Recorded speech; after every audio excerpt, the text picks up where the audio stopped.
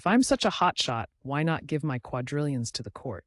Hey everyone. So, today we're diving into a pretty wild question. If I'm such a hotshot with all this imaginary wealth, why don't I just hand out my quadrillions to the court? Sounds a bit ridiculous, right? But stay with me. I mean, doesn't that make you think about money and what we should do with it?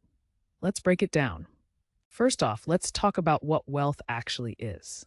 When we think about quadrillions, it sounds like a number straight out of a sci-fi movie. But wealth isn't just about the dollars in your bank account.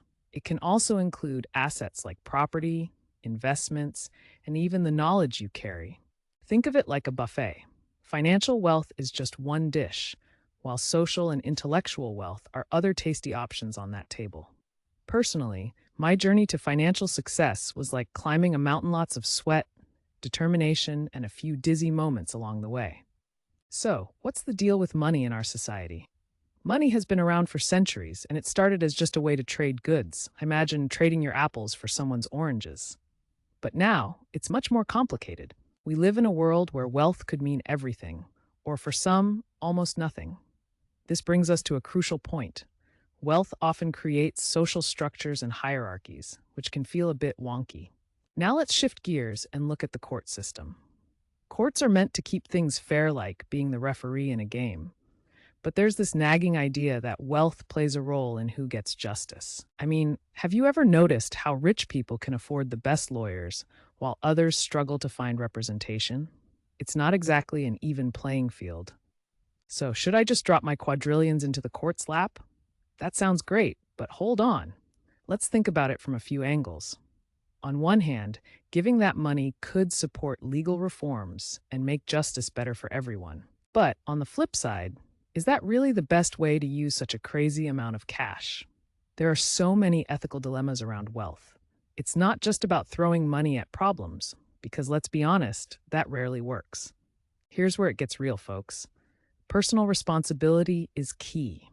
Wealthy folks have this unique opportunity to give back to their communities, whether it's through charity, funding local projects, or just supporting small businesses. Zooming in on my own experience, I found that rolling up my sleeves and getting involved has brought me more fulfillment than just writing a big check ever would. But let's not forget about other ways to make an impact. Instead of sending a massive check to the court, why not invest in community programs? Think education, arts, or even healthcare initiatives. There are so many options. By doing this, we can create sustainable change rather than a quick fix. Look at some wealthy individuals who are leading the charge, like Warren Buffett or Bill Gates. They're investing in positive changes rather than just handing out cash. That's where the magic happens. Now, I want to hear from you. What do you think about wealthy individuals and their responsibilities? Should they directly contribute to the court or find other ways to help?